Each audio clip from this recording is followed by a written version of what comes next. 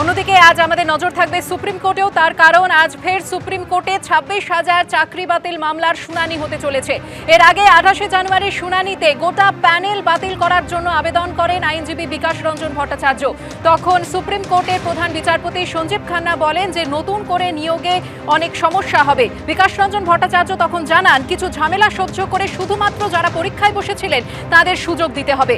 CPM এর আইনজীবী সাংসদের অবস্থানের তীব্র সমালোচনায় সরব হন চাকরিরত শিক্ষক শিক্ষিকারা। যোগ্য অযোগ্যদের আলাদা করার প্রশ্নে একাধিকবার পিছিয়েছে চাকরি বাতিল মামলার শুনানি। গত বছরের 19শে ডিসেম্বর চাকরি বাতিল মামলার শুনানি হয়েছিল সুপ্রিম কোর্টে। শুনানিতে সর্বোচ্চ আদালতের প্রশ্নের মুখে পড়ে রাজ্য এবং স্কুল সার্ভিস কমিশন। সেদিন সুপ্রিম কোর্ট মূলত যোগ্য এবং অযোগ্য চাকরি প্রাপকদের বাছাই করার উপরে জোর দিয়েছিল। সম্ভাব্য কোন উপায়ে তা করা যায় সেই ইঙ্গিত দেওয়া হয়। আজ ফের সুপ্রিম কোর্টে 26,000 চাকরি বাতিল মামলার শুনানি হতে চলেছে আজ। নারকেলডাঙ্গায় ভয়াবহ আগুনে মৃত্যু, ক্ষয়ক্ষতির দায় কার? তোলা নিয়ে গোডাউন করিয়েছেন তৃণমূল কাউন্সিলর, যার জেরে এই বিপত্তি। চাঞ্চল্যকর অভিযোগ তুলেছেন নিজেকে তৃণমূল কর্মী বলে দাবি করা এক ব্যক্তি। অভিযোগ অস্বীকার করে পাল্টা খুনের আশঙ্কা করছেন তৃণমূল কাউন্সিলর শচীন সিং। কাউন্সিলরের বিরুদ্ধে ক্ষোভ উগরে দিয়েছেন স্থানীয় বাসিন্দাদের একাংশ।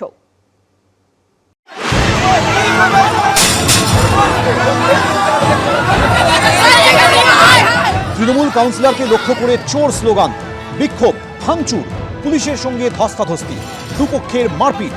শেষমেশ থানার সামনে ধর্নায় বসলেন তৃণমূলেরই কাউন্সিলর।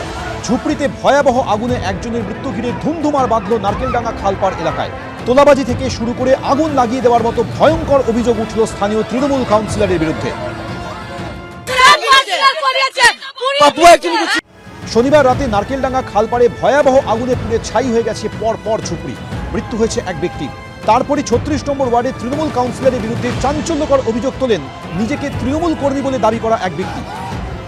जब झोपड़ी रेडी হয়েছিল উনি সবাইকে উনি টিন নিজে 10টা টিন দিয়ে 15 ফুট 16 ফুট করে উনি সবাইকে জায়গা দিয়েছে।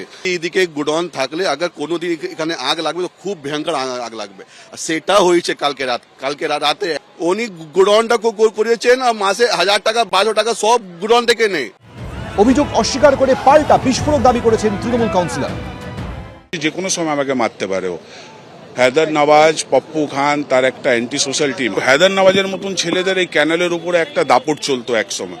আমার আসার পর সেটা কমেছে, তারও ক্ষোভ রয়েছে। পুলিশ প্রশাসনকে ওইটাও দেখার ওর মধ্যেও ওদের হাত হতে পারে।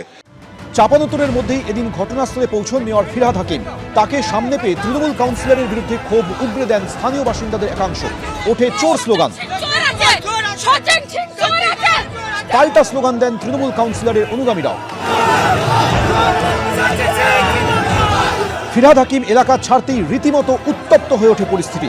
পুলিশের সঙ্গে ধস্তাধস্তি বেঁধে যায় স্থানীয়দের। ব্যারিকেড উল্টে ভাঙচুর করা হয় চেয়ার। দুপক্ষের মধ্যে হাতাহাতি শুরু হয়ে যায়। সামলাতে হিমশিম খেতে হয় পুলিশকে। ইতিমধ্যে দেখা যাচ্ছে যে কলকাতার মেয়র এবং কাউন্সিলর রয়েছেন, ঠিক সেখানে অভিযোগ করা হচ্ছে কাউন্সিলরের নামে যে কাউন্সিলর টাকা তুলেছে, কাউন্সিলর আগুন লাগিয়েছে। পুলিশের তরফ থেকে ইতিমধ্যে সরানো হচ্ছে। দেখা যাচ্ছে পুলিশ যারা বিক্ষোভ করছে তাকে পুলিশ সরাচ্ছে। দেখাই যাচ্ছে ধুমধুমার পরিস্থিতি তৈরি হয়েছে। गरीब को खून चूस के वो बड़ा बन रहा है, गरीब को मार के वो बड़ा बन रहा है, गरीब को बेच के वो बड़ा बन रहा है। পাপ্পু একচুয়ালি কিছু না, পাপ্পু কিছু করিনি। আমার জওয়ান মেয়ে একটা ছোট বাচ্চা, আমার মেয়ের গয়না কাটি সব পুড়ে গেছে।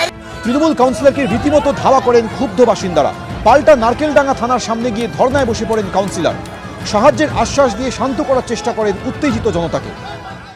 আমি বলছি ওখানে যতগুলো ঝুপড়ি আছে সব ঝুপড়ি থেকে সচিন এবং তার অনুগামীরা পয়সা নেয়।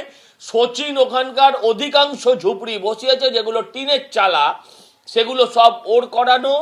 2.5 লাখ 3 লাখ টাকা করে নিয়েছে ঝুপড়ি পিছু কমপক্ষে। অনেক গোষ্ঠী, দুটো কেন, সব মাল তুলে খাও। রাজনৈতিক আকচাকচি চলছেই, কিন্তু আগুনে ঝলছে যে একজনের প্রাণটাই চলে গেল, তার দায় কে নেবে? আশ্রয়হীনরাই বা যাবেন কোথায়? আবির দত্ত, অর্ণব মুখোপাধ্যায়, এবিপি আনন্দ, কলকাতা।